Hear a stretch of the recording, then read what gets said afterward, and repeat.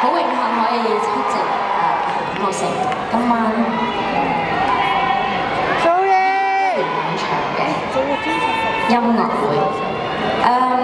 喺我心目中，樂城咧係一個天才，因為我認識佢差唔多足15年嘅時間，有冇啊？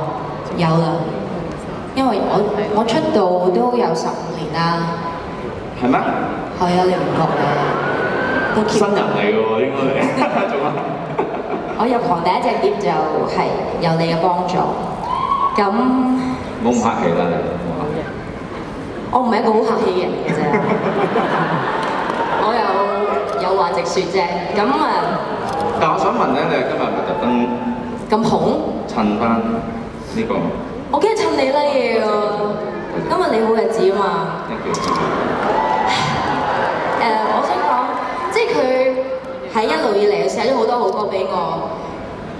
咁不但止喎，佢仲可以由15年前到今日，都仍然寫到咁多嘅好歌。我覺得呢一份對音樂嘅喜愛同埋嘅熱誠咧，係非常之值得我好尊敬你嘅。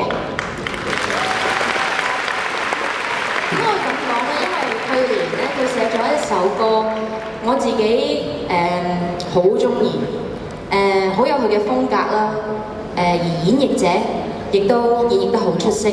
今晚唔喺度，佢唔喺度，咁可唔可以由我去演繹呢一首歌？